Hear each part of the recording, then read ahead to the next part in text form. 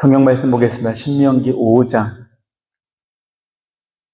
6절부터 12절, 21절, 22절. 신명기 5장 6절부터 12절, 21절, 22절 한 절씩 봅니다.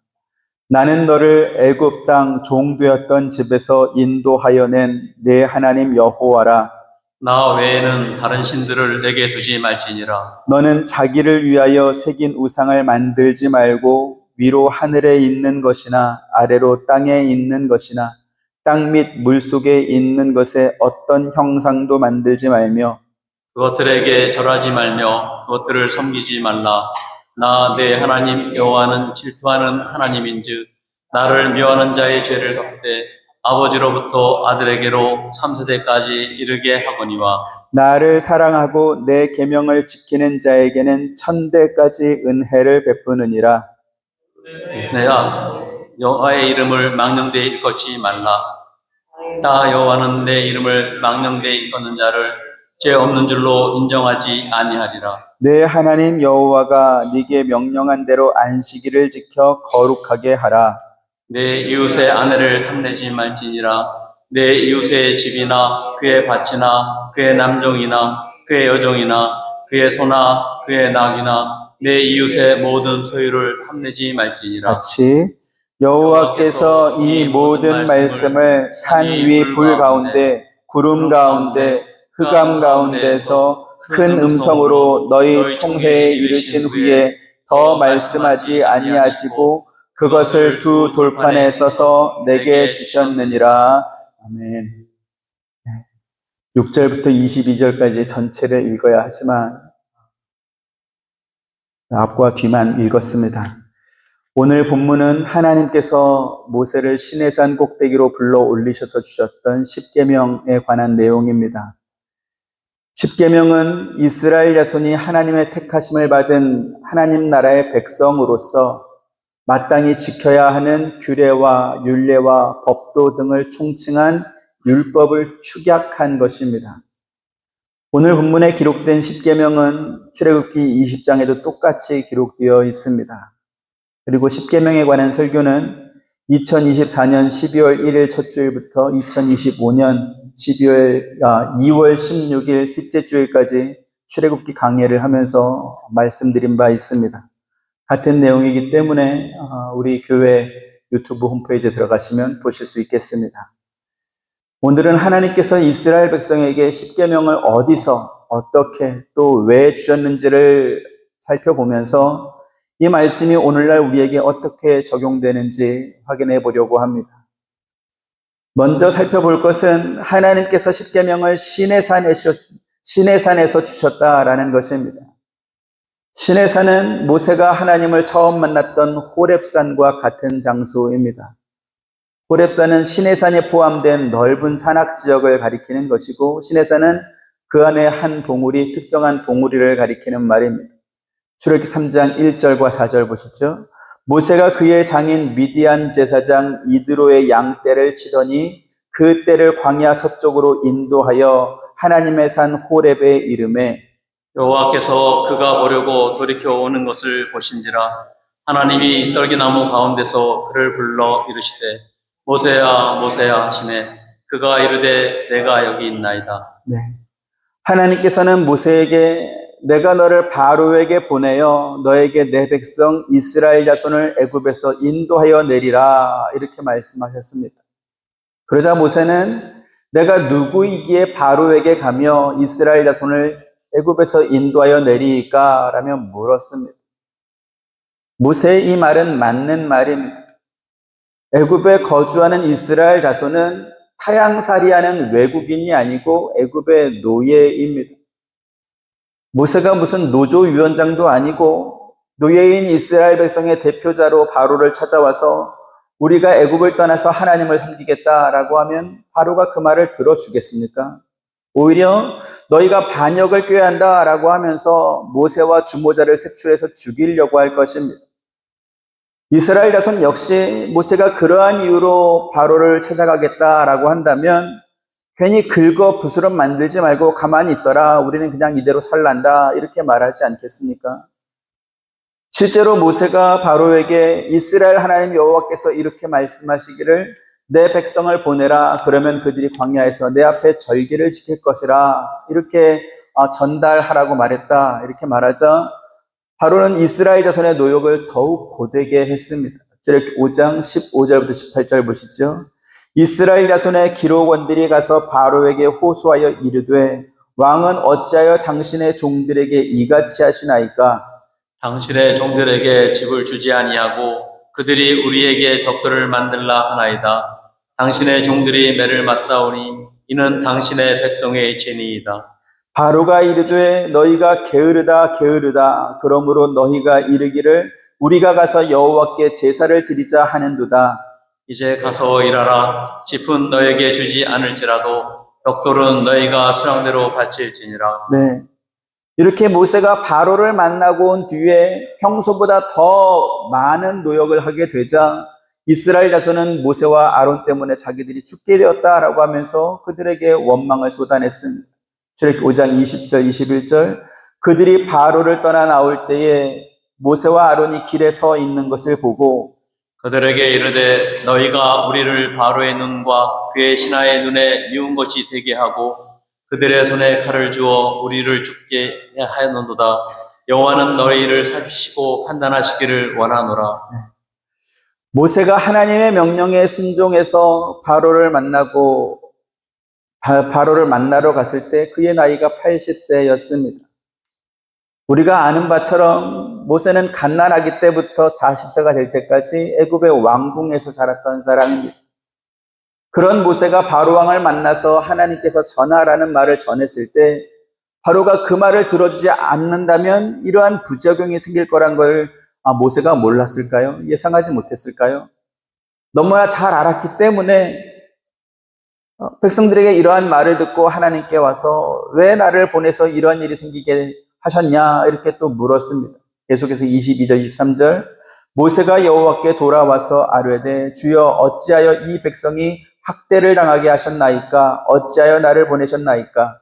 내가 바로에게 들어가서 주의 이름으로 말한 후부터 그가 이 백성을 더 학대하며 주께서도 주의 백성을 구원하지 아니하시나이다. 네, 이러한 결과가 있기 때문에 하나님께서 모세를 부르셨을 때 내가 누구이기에 바로에게 가며 이스라엘 자손을 애굽에서 인도하여 내리이까? 이렇게 거절했던 모세의 처음 대답은 정당했던 것입니다. 그런데 하나님께서는 이해할 수 없는 말씀을 하시면서 이게 바로 증거다 이렇게 말씀한 바가 있습니다. 출애굽기 3장 12절 다시 보시죠. 같이 봅니다. 시작.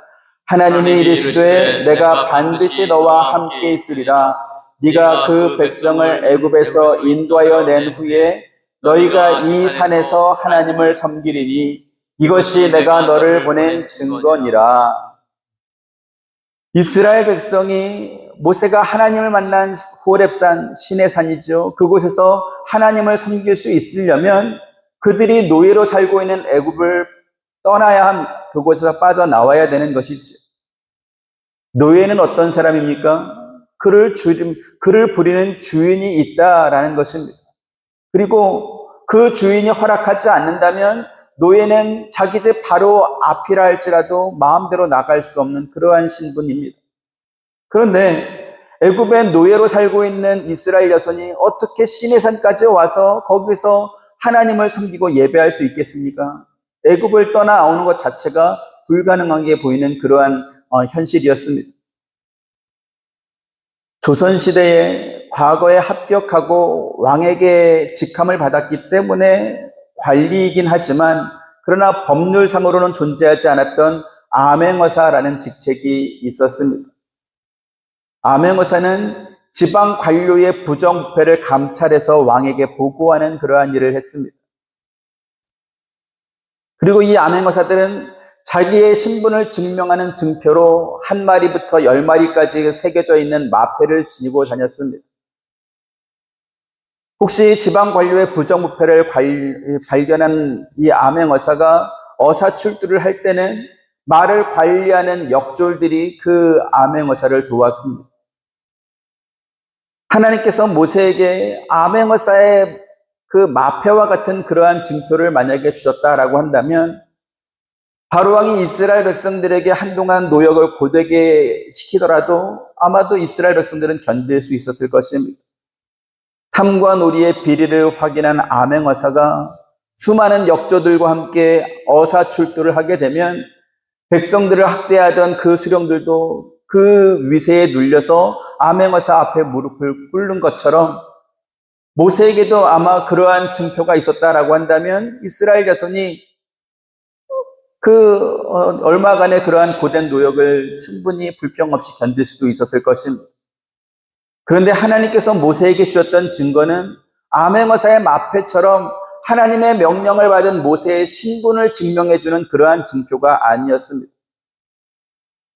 애국을 빠져나온 모든 이스라엘 자손이 시내산까지 무사히 도착해야만 할 수 있는 그러한 것이었던 것이죠. 다시 말씀드려서 모세 자신에게는 아무런 증거가 되지 못하는 것이었다라는 것입니다. 자, 그러면 왜 하나님께서는 모세의 신분을 증명해주는 그러한 증거나 증표가 아니고 이스라엘 자손이 시내산에서 하나님을 섬길 것이라고 하는 그러한 약속이 바로 증거라고 말씀했을까요? 그것은 그 약속을 주신 이가 천지를 창조하시고 사람을 만드신 하나님이시기 때문에 그렇습니다. 그리고 하나님께서 이스라엘 백성들에게 십계명과 율법을 주시면서 그것을 지키라고 명령하신 근거가 바로 여기에 있습니다. 십계명과 율법은 그들이 그것을 지키면 하나님께서 애굽에서 그들을 구원해 주시고 그들이 십계명과 율법을 안 지키면 구원하지 않겠다라고 하는 어떤 전제 조건으로 주신 것이 아니라는 말씀입니다. 하나님께서는 이스라엘 백성들을 먼저 애굽에서 구원한 후에 십계명과 율법을 주면서 지키라고 말씀했습니다. 이것은 무슨 의미입니까? 그들이 애굽에서 노예로 사는 동안에는 십계명과 율법이 주어지지 않았다라는 것이고요. 반대로 말하면 그들이 받은 십계명과 율법은 그들의 변화된 신분을 증명하는 것이기도 합니다. 우리가 계속해서 신명기 말씀을 살펴보겠지만 신명기에는 너희가 약속의 땅에 들어가거든 내 명령을 잘 지키라. 그러면 너희가 오래 살 것이다. 하지만 그렇지 않으면 너희는 벌을 받는다. 이러한 경고의 말씀이 계속 반복해서 나오기 때문에 이스라엘 백성들이 하나님의 율법의 말씀을 잘 지키면 가나안 땅에 들어가고 그렇지 않으면 못 들어가게 되는, 그래서 마치 십계명과 율법이 구원의 조건인 것처럼 그렇게 느껴지는 분위기가 있습니다. 하지만 십계명과 율법은 그들이 애굽의 노예로 있을 때 주어진 것이 아니고 그곳에서 나와서 시내산에서 도착한 후에 주어졌던 것입니다. 따라서 십계명과 율법은 너희가 이 산에서 나를 섬기리니 하나님을 섬기리니 이렇게 그들이 하나님을 섬길 수 있는 자유로운 백성이 되었기 때문에 주어진 것이다 라는 것을 우리가 먼저 반드시 기억해야 될 것입니다. 그들이 애굽에서 구원받은 것은 그 어떤 것과도 비교할 수 없는 복된 일입니다.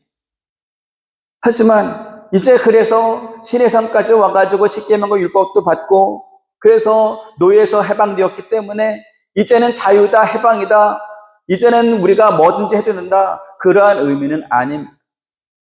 종의 신분에서 자유를 얻었으니 이제는 그 자유를 가지고 선하고 의롭게 사용해야 될 것입니다. 그래서 주어진 것이 십계명과 율법입니다. 하나님께서 십계명과 율법을 그들에게 주신 이유를 모르면 이 십계명과 율법을 속박과 굴레로 여기게 됩니다. 하지만 그것은 사실상 그 반대입니다. 이렇게 좀 예를 드리겠습니다. 마약에 중독된 어떤 사람이 있다 하겠습니다. 그 사람이 가족과 법원과 또 보호시설의 보호를 받아가지고 오랜 시간 치료의 과정을 거쳐서 비로소 마약 중독에서 벗어나게 됐습니다. 그랬을 때 그 사람은 마약에서 자유를 얻었다 이렇게 말할 수 있을 것입니다. 자, 그러면 그렇게 마약에서 자유를 얻은 그 사람은 이제 뭘 해야 되겠습니까? 지긋지긋하던 그 마약에서 벗어났으니까 이제 새로운 마약을 다시 시작해야 되겠다. 그러면 되겠습니까? 그러면 안 되겠지요. 아마 그 사람의 가족도 이제는 마약 근처에도 가지 말라라고 하면서 그 사람을 관리하기 시작할 것입니다. 때로는 그 사람이 뭘 사는지 확인해보고 그가 누구를 만나는지 뭘 하려고 하는지 간섭할 것입니다. 자, 그러면 가족들이 그 사람을 관리하고 간섭하는 것은 그 사람의 자유를 억압하는 것입니까? 아니죠. 그 사람이 어렵게 얻은 그 자유를 건강하고 올바르게 사용하도록 도와주는 것입니다. 그래서 때로는 그가 하려고 하는 것을 싸워가면서 또 말리기까지 할 것입니다. 이스라엘 백성의 출애굽이 바로 그러한 의미입니다. 또 성경에서 말하는 자유가 바로 그러한 의미입니다. 너희가 자유로운 신분이 되었으니 자기 마음대로 죄 범하며 살아도 되는 것은 아니라는 것이지.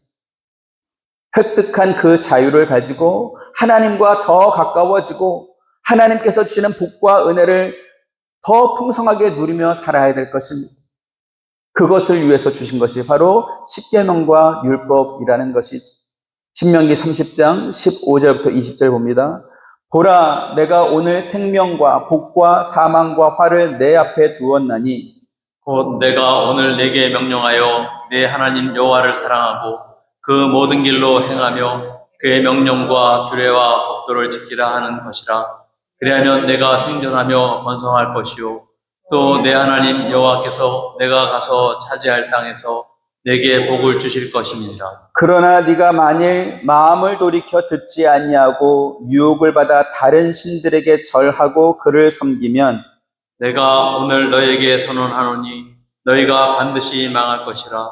너희가 요단을 건너가서 차지할 땅에서 너의 날이 길지 못할 것이니라. 내가 오늘 하늘과 땅을 불러 너희에게 증거를 삼노라. 내가 생명과 사망과 복과 저주를 내 앞에 두었은즉 너와 네 자손이 살기 위하여 생명을 택하고 내 하나님 여호와를 사랑하고 그의 말씀을 청종하며 또 그를 의지하라. 그는 내 생명이시요 내 장수이시니 여호와께서 내 조상 아브라함과 이삭과 야곱에게 주리라 하고 맹세하신 땅에 네가 거주하리라. 아멘. 하나님께서 이스라엘 백성에게 무한한 자유를 주셨습니다. 그들이 무엇을 선택하든지 그들은 자기들이 선택한 결과를 얻게 될 것입니다. 너희 앞에 생명과 복과 사망과 저주의 길이 있는데 어느 쪽을 택하겠는가? 지혜로운 사람 같으면 당연히 생명과 복된 길을 선택할 것입니다. 또 하나님께서 약속하셨기 때문에 당신이 약속한 열매를 그들에게 주실 것입니다. 그런데요, 똑같은 말씀을 듣고도 하나님 너무하십니다. 사망과 저주라니요. 어떻게 그런 험한 말을 할 수 있습니까? 그렇게 말하는 건 하나님답지 않습니다. 하나님은 전능하신 분 아닙니까? 하나님은 사랑 그 자체인 분 아닙니까? 그렇다면 우리 인간이 아무리 실수하고 잘못하다 할지라도 우리에게 그 모든 실수와 잘못을 유익하게 바꾸어주고 만들어줄 수 있는 그러한 능력도 있지 않습니까? 그러니까 그렇게 무서운 협박하지 마시고 우리가 뭘 선택하든지 어떤 일을 하든지 우리에게 좋게만 유익하게만 그렇게 해주십시오. 이렇게 요구합니다. 여러분, 이렇게 요구하는 사람들이 교회 안에 있는 사람일 것 같습니까? 교회 바깥에 있는 사람일 것 같습니까? 교회 바깥에 있는 사람들은 이러한 요구를 하지 않습니다. 이스라엘 백성들이 애굽에 있을 때 십계명과 율법이 주어지지 않았던 것처럼 교회 바깥에 있는 사람들은 하나님이나 죄에 대해서 전혀 생각하지 않기 때문에 그렇습니다. 그런데 교회 안에 있는 사람들이 이러한 요구를 하는 것이지. 정말 그럴 것 같습니까? 정말 그렇습니다. 그리고 그러한 요구를 한 지가 아주 오래됐습니다. 메시지 성경이라는 신약 성경을 번역해서 출간한 신학자이고 목회자이고 또 시인인 유진 피터슨 목사가 있습니다. 그분이 1999년도에 Unnecessary Pastor라고 하는 그러한 책을 냈습니다. 2001년도에 그 책이 한국에서 번역이 됐는데 제목은 껍데기 목회자는 가라라는 그러한 책입니다. 그 책에 보면 유진 피터슨 목사가 교회 청빙을 기다리는 몇몇 목회자들과 나누었던 그 대화가 이렇게 소개되어 있었습니다. 그 목사님이 이렇게 말합니다. 요즘 교회들이 목회자들에게 바라는 요구사항을 들으면서 매우 침울한 기분이 들었다, 이렇게 말합니다. 거의 예외 없이 요즘 교회들은 목회자를 원하지 않는다. 그들은 자기들의 교회를 주도적으로 이끌어갈 유능한 관리자를 찾고 있다, 이렇게 쓰고 있습니다. 그러면서 요즘 교회들이 관리자형 목회자를 찾는 이유가 무엇인가? 그것은 예수 그리스도를 따라야 하는 그러한 귀찮은 일을 회피하고 싶기 때문이다, 이렇게 썼습니다. 그러면서 유진 피터슨 목사는 요즘 교회들이 원하는 목회자가 되지 말라, 이렇게 강력하게 경고했습니다. 그러한 목회자들은 목회자로서 갖춰야 될 본질을 추구하지 않고 교회들이 요구하는 스펙을 채우려고 하는 그러한 목사들이기 때문이다, 이렇게 또 말했습니다. 유진 피터슨 목사는 자기가 책 제목을 Unnecessary Pastor, 불필요한 목회자, 이렇게 지은 이유가 요즘 교회들이 찾지 않는 그러한 모자란 목회자라는 그러한 의미라고 또 설명하기도 했습니다. 그 책이 1999년도에 출간되었기 때문에 지금부터 26년 전입니다. 그러면 유진 피터슨 목사가 만나서 대화했던 그 교회 청빙을 기다리는 목사님과 대화하는 그 시기는 99년 이전일 것입니다. 그리고 저는 그 목사님의 말에 상당히 많이 공감하고 동의합니다. 제가 1989년도에 신학교에 입학했는데요. 입학하면서 이제 입학을 하면 전도사, 교육전도사 이렇게 실습을 해야 되거든요. 그때 교회마다 전도사 청빙 공고를 내는데 그때 첫 번째 조건이 운전할 수 있는 전도사였습니다. 그러니까 교회에서 멀리 떨어져 있는 성도님들 운전해서 봉고차로 모셔오고 또 주일학생 데리고 오는 그러한 운전할 수 있는 사람이 전도사 청빙의 첫 번째 조건이었습니다. 군대를 제대하고 복학하던 1993년도에는 한글 문서 작업을 할 수 있고 엑셀 프로그램을 사용해서 만들어가지고 사용할 수 있을 만큼 컴퓨터를 잘 다루는 사람, 그리고 찬양을 인도할 수 있는 그러한 사람이 전도사 청빙의 조건이었습니다. 96년도에 신학대학원 다닐 때는 파워포인트로 프레젠테이션을 만들고 또 음향시설과 또 영상 시스템에 대한 그러한 이해가 있는 사람들이 교회 청빙의 이렇게 조건이었습니다. 대형 교회를 중심으로 해서 빔 프로젝터를 이용해가지고 찬송가나 혹은 성경 본문을 스크린에 띄워주고 또 그게 아닐 때는 목사님의 얼굴을 화면에 띄워주는 그러한 일들을 교회에서 했기 때문에 또 중대형 교회들도 그걸 다 따라하지 않았겠습니까? 전도사들이 얼마나 학교 수업을 충실히 받고 성경 열심히 읽고 기도생활 잘하는지 이러한 것들은 전도사 청빙 조건이 아니었습니다. 물론 기본적으로 그것은 깔렸다 이렇게 생각할 수도 있겠죠. 하지만 교회들에서 찾는 그 전도사의 조건은 그러한 기능을 갖춘 그것을 잘하는 그러한 사람이었습니다. 그렇다 보니까 수요가 있는 곳에 공급이 있다고 대형교회 청빙받고 싶은 그러한 전도사들은 교회에서 요구하는 그러한 기능들을 갖추기 위해서 학원을 찾아다니면서 그것들을 배우기 시작했습니다. 문제는 뭐냐면 교회에서 필요한 인재로 그렇게 선발돼서 대형교회 부교역자가 되고 그래서 주일학교든 학생부든 청년부든 맡겨진 사람들에게 바른 진리를 가르치기 위해서 성경 읽고 기도하고 설교 준비하면서 목회자가 되는 훈련을 하기보다는 교회 방송실에서 PPT 만들고 영상 만드는 그러한 일들이 주된 사역이 돼버린 것입니다. 그래서 어떻게 됐을까요? 그분들이 이제 목사 안수를 받고 부목사 시기를 지나서 교회 개척을 하거나 혹은 청빙을 받아가지고 담임 목사가 된 후에 비로소 부작용들이 나타나기 시작한 것입니다. 어떤 부작용인지 아십니까? 설교하기 싫은 부작용입니다. 설교가 힘든 부작용입니다. 여러분들이 구글에 가서 한번 목사들이 가장 스트레스 받는 것 찾아보시면 상위 3위 안에 설교하는 것이 포함되어 있습니다. 매주 은혜롭고 깊이 있는 말씀 전하는 것이 스트레스다 이렇게 나오는 것입니다. 그리고 그 스트레스를 견디지 못해가지고 목회를 중단하는 그런 목사들이 얼마나 많은지 모릅니다. 앞서 유진 피터슨 목사가 요즘 교회들이 원하는 관리형 목회자가 되지 말라라고 말씀드렸습니다. 교회가 안정적으로 유지되고 부흥하려면 변화하는 시대에 걸맞는 그러한 또는 그 시대를 이끌 수 있는 다양한 프로그램을 만들어서 사람들을 오게 해야 할 것입니다.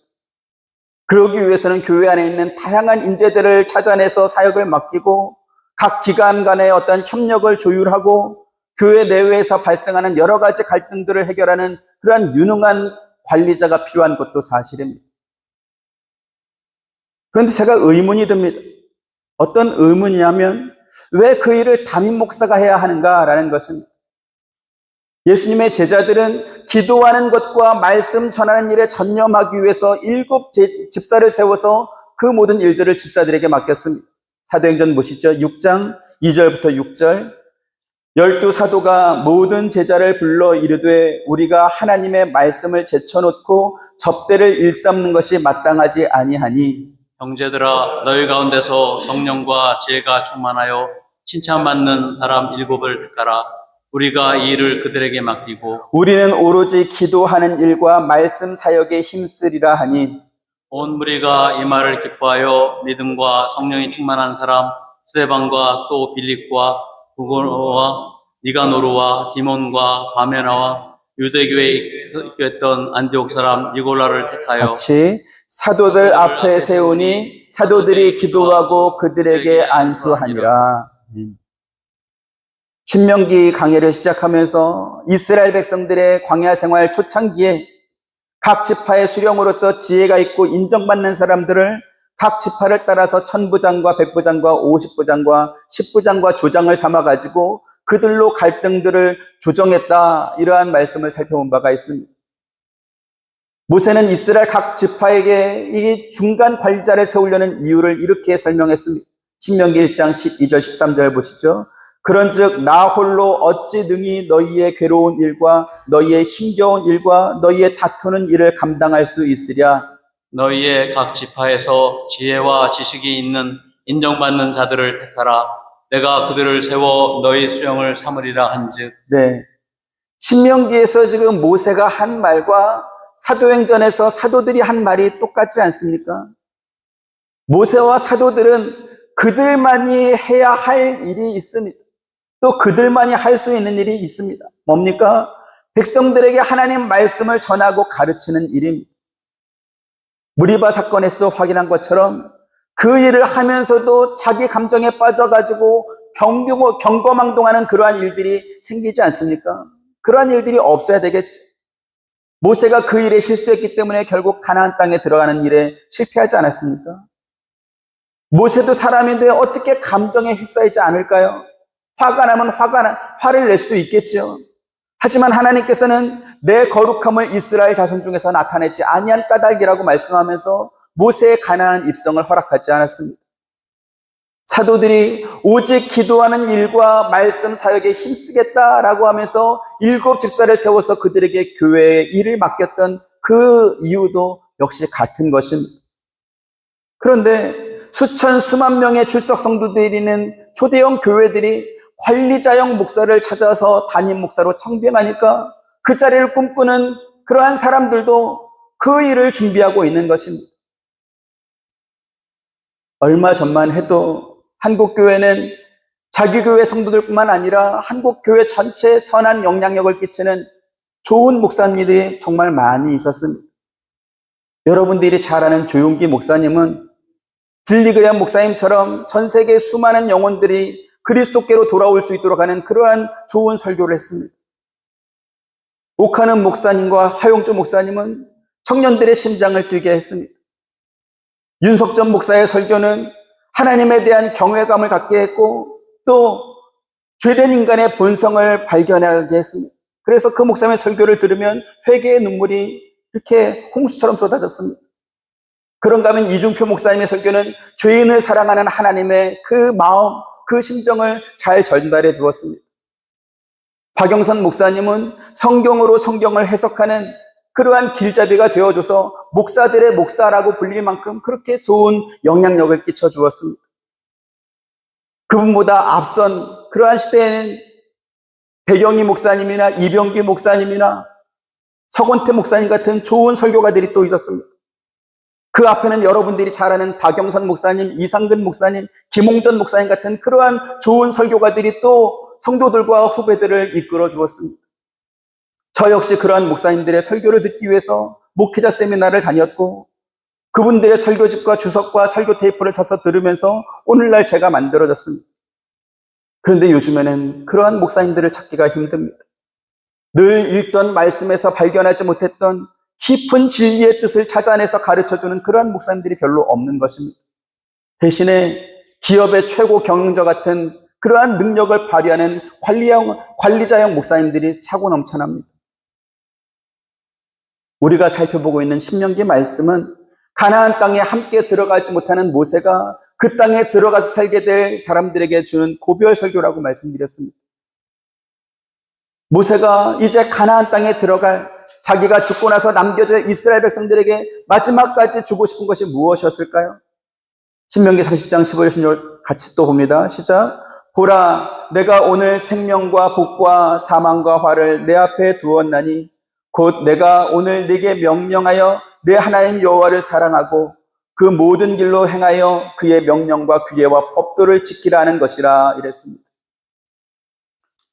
그들에게 하나님의 명령과 규례와 법도를 지키라고 말하는 것은 그들의 자유를 제한하거나 혹은 그들에게 겁을 줘가지고 억지로라도 굴복시키려고 하는 그러한 의도로 주신 것이 아닌 그것이 하나님의 백성으로 사는 사람들에게 복된 것이기 때문에 그렇게 하라고 말한 것입니다. 여러분, 예수 믿어서 얻는 복이 무엇입니까? 우리가 하나님의 백성이 된 보람이 무엇입니까?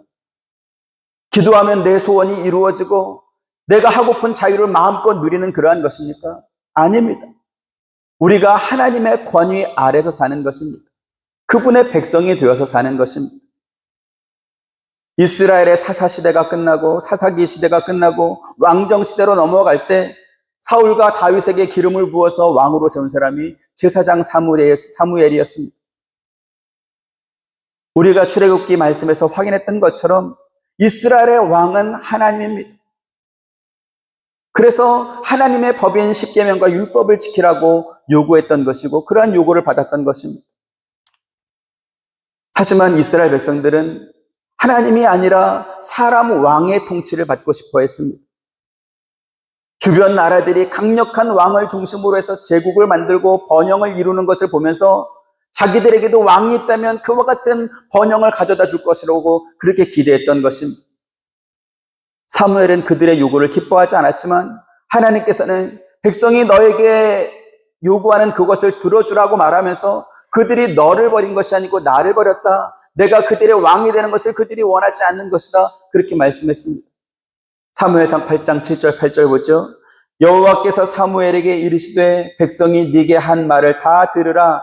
이는 그들이 너를 버림이 아니요 나를 버려 자기들의 왕이 되지 못하게 함이니라. 내가 그들을 애굽에서 인도하는 날부터 오늘까지 그들이 모든 행사로 나를 버리고 다른 신들을 섬긴같이 내게도 그리하도다. 네. 하나님께서는 그들이 원하는 왕이 세워지고 나면 그로 인해서 새롭게 만들어지게 될 제도와 또 그들이 감당해야 될 일들이 많을 것임을 가르쳐주라 이렇게 또 말씀했습니다. 계속해서 11절부터 17절 봅니다. 이르되 너희를 다스릴 왕의 제도는 이러하니라. 그가 너희 아들들을 데려다가 그의 병거와 말을 어거하게 하리니 그들이 그 병거 앞에서 달릴 것이며 그가 또 너희의 아들들을 천부장과 오십부장을 삼을 것이며 자기의 밭을 갈게 하고 자기 추수를 하게 할 것이며 자기 무기와 병거의 장비도 만들게 할 것이며 그가 또 너희의 딸들을 데려다가 향료 만드는 자와 요리하는 자와 떡 굽는 자로 삼을 것이며 그가 또 너희의 밭과 포도원과 감람원에서 제일 좋은 것을 가져다가 자기의 신하들에게 줄 것이며 그가 또 너희의 곡식과 포도원 소산의 11조를 거두어 자기의 관리와 신하에게 줄 것이며 그가 또 너희의 노비와 가장 아름다운 소년과 나귀들을 끌어다가 자기 일을 시킬 것이며 같이 너희의 양떼의 10분의 1을 거두어 가리니 너희가 그의 종이 될 것이라. 네. 그 전까지는 이스라엘 백성이 사람인 왕에게 충성할 일이 없었습니다. 자기 아들들을 의무적으로 군대에 보낼 일도 없었고요. 자기의 딸들을 왕을 위해서 일할 사람으로 보낼 일도 없었습니다. 세금이나 공물을 바칠 이유도 없었습니다. 하지만 왕이 세워지고 나니까 어떻게 됩니까? 자기 집에서 부리는 노비들도 국가 부역을 위해서 내놓아야 됐고요. 양떼 10분의 1을 왕실을 위한 11조로 내야 됐습니다. 무슨 말입니까? 그 전까지는 제사장과 레위인을 위한 11조만 내면 되는데 이제는 왕이 세운 관리와 신하들을 공무원이죠. 그들에게 줄 11조를 내야 됐고 또 왕실을 위해서 바칠 11조도 또 내야 됐습니다. 이렇게 왕이 세워짐으로 인해서 그들의 재산 30%를 왕정제도를 위해서 바치게 될 거라고 분명히 경고했습니다. 하지만 이스라엘 백성은 사무엘이 하는 말을 귀담아 듣지 않았습니다. 대신에 이렇게 말하죠. 19절 20절 봅니다. 백성이 사무엘의 말 듣기를 거절하여 이르되 아니로소이다. 우리도 우리 왕이 있어야 하리니 우리도 다른 나라들 같이 되어 우리의 왕이 우리를 다스리며 우리 앞에 나가서 우리의 싸움을 싸워야 할 것이니이다 하는지라. 네. 이스라엘 백성들은 왕이 세워지면 그 왕이 자기들을 대신해서 전쟁도 해주고 다른 나라를 정복해가지고 그들의 땅과 재산을 빼앗아 와가지고 자기들에게 나눠줄 거라고 그렇게 기대했습니다. 하지만 우리가 성경의 역사를 아는 것처럼 이스라엘에게 번영을 가져다 준 왕은 다윗과 솔로몬 때가 마지막이었습니다. 그리고 그 후로는 왕이 있음으로 인해서 오히려 그들에게 해가 되었던 것이죠. 이스라엘 나라가 부강해지고 그들이 세운 왕이 훌륭한 왕이 되면 그들이 하나님께서 인정하시는 하나님의 백성이 되는 것입니까? 그들이 사는 나라가 부강한 나라이고 그들의 왕이 하나님의 인정을 받는 훌륭한 왕인 것과 그들이 하나님 나라의 백성다워지는 것은 전혀 관계가 없는 것입니다. 이것은 바꿔 말하면 1000명, 10,000명, 10만 명 거대한 교회에 출석하고 있으면 그 성도의 믿음이 좋은 것입니까? 혹은 그 교회 목사님이 설교를 잘하고 영적으로 또 성품적으로 훌륭한 목사님이면 그 교회 성도들은 다 영적으로 이렇게 잘 갖추어진, 성품도 잘 갖춰진 그러한 성도가 되는 것입니까? 그것과 그것은 전혀 상관이 없는 것입니다. 이스라엘 백성들은 좋은 왕이 세워지고 그들의 나라가 부강한 나라가 되어서 모두가 잘 살게 되면 그것이 곧 하나님께서 그들에게 복을 주신 것이고 하나님의 백성이 된 증표라고 그렇게 생각했던 것입니다. 그래서 사무엘을 찾아와서 모든 나라와 같이 우리에게 왕을 세워 우리를 다스리게 해달라고 그렇게 요구했던 것입니다. 그러한 기대가 있었기 때문이죠. 하지만 실제로는 어떻게 됐습니까?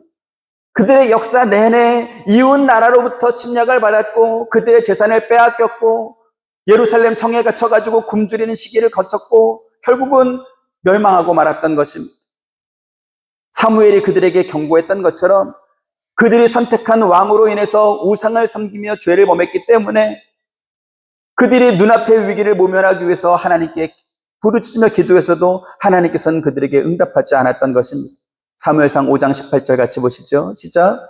그날에 너희는 너희가 택한 왕으로 말미암아 부르짖되 그날에 여호와께서 너희에게 응답하지 아니하시리라 하니. 네.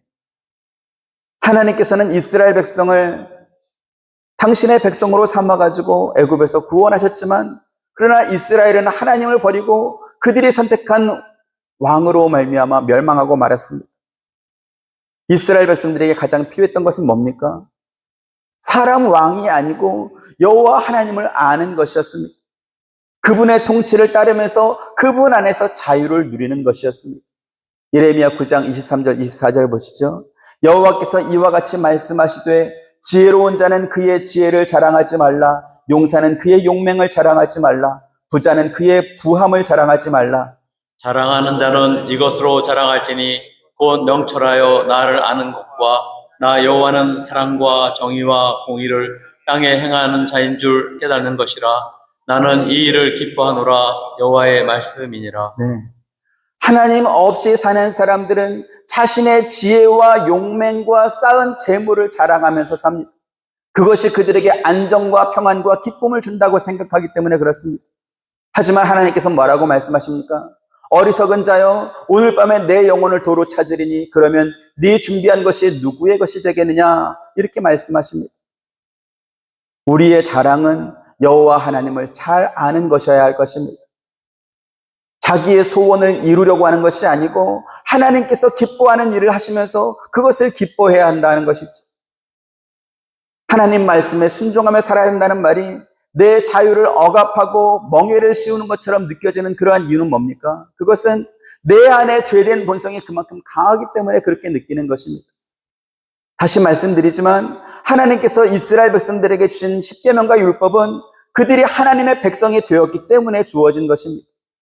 그들이 애굽의 바로의 노예로 살 때는 십계명과 율법이 주어지지 않았습니다. 그때는 그들이 어떻게 살았습니까? 애굽 왕이 부당하고 가혹한 명령을 내려도 그들은 그 말에 복종해야 됐습니다. 그러면 그들이 바로 왕의 명령에 복종한 결과는 누구에게 좋은 것이었습니까? 그들에게 좋은 것이 있었나요? 아니죠. 애굽 왕과 애굽 사람들에게 좋은 것이었고 그들에게는 아무런 혜택이 없었습니다. 아무 유익이 없었습니다. 하지만 그럴지라도 그들은 애굽 왕이 부당한 명령을 내려도 거역하지 못했습니다. 거역하면 매를 맞고 죽을 수도 있었기 때문에 그랬겠지. 그러면 하나님의 명령은 어떻습니까? 하나님의 명령은 누구에게 유익한 것입니까? 하나님을 유익하게 하는 것입니까? 아니죠. 그들 자신을 위한 것이었습니다. 그리고 그 하나님의 명령을 지킨 모든 사람은 하나님께서 주시는 생명과 복을 받았습니다. 하지만 이스라엘 백성은 자기들에게 유익이 돌아오는 하나님의 명령을 지키지 않았습니다. 대신에 끊임없이 우상을 섬기고 죄를 범하다가 결국 멸망하고 말았습니다. 에베소 4장 17절부터 19절 봅니다. 그러므로 내가 이것을 말하며 주 안에서 증언하노니 이제부터 너희는 이방인이 그 마음에 허망한 것으로 행함같이 행하지 말라. 그들의 청명이 어두워지고 그들 가운데 있는 무지함과 그들의 마음이 굳어짐으로 말미암아 하나님의 생명에서 떠나 있도다.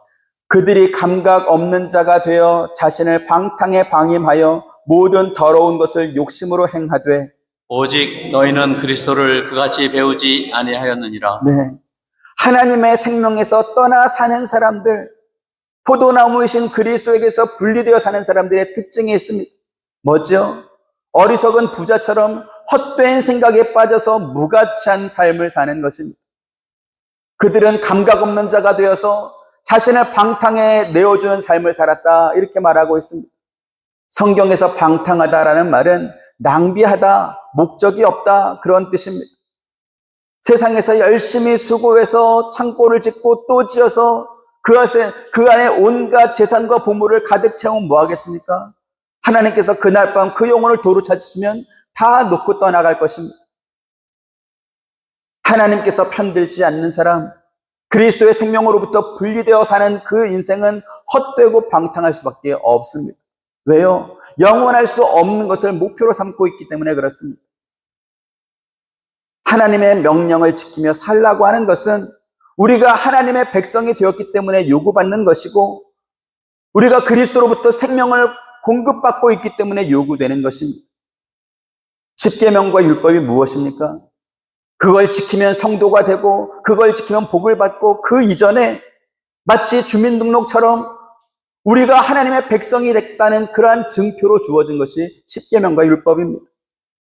한국의 주민등록증을 받은 사람은 한국법을 지키며 살고 미국의 시민권을 받은 사람은 미국의 법을 지키며 사는 것처럼 우리가 하나님의 백성이 되었기 때문에 하나님의 법을 지키며 살아야 되는 것이죠. 그것은 억지나 강요가 아니고 그것은 복을 받는 조건으로 주어진 것도 사실은 아닙니다. 하지만 그 법을 무시하고 자기 마음대로 살겠다는 그러한 사람을 가리켜서 성경은 뭐라고 말하죠? 마음이 굳어짐으로 감각 없는 자가 되었다. 자신을 방탕에 내어주었다. 이렇게 말하는 것입니다. 바울은 오직 너희는 그리스도를 그같이 배우지 아니하였느니라 라고 말했습니다. 그러면 그리스도를 배운 우리는 어떻게 살아갑니까? 계속해서 에베소 4장 21절부터 24절 진리가 예수 안에 있는 것 같이 너희가 참으로 그에게서 듣고 또한 그 안에서 가르침을 받았을진데 너희는 유혹의 욕심을 따라 썩어져가는 구습을 따르는 옛사람을 벗어버리고 오직 너희의 심령이 새롭게 되어 하나님을 따라 의와 진리의 거룩함으로 지으심을 받은 새 사람을 입으라. 아멘. 하나님을 믿지 않고 예수님은 모르지만 그러나 착하고 정직하게 사는 그러한 사람들도 세상에 많이 있습니다. 저 사람은 법 없어도 살 사람이야. 이러한 칭찬을 들을 만큼 좋은 사람도 참 많습니다. 하지만 하나님을 모르면서 착하고 정직한 것은 자기 만족과 치장에 불과합니다. 왜 그렇습니까? 그것이 생명의 근원이신 예수 그리스도로부터 나온 것이 아니기 때문에 그렇습니다.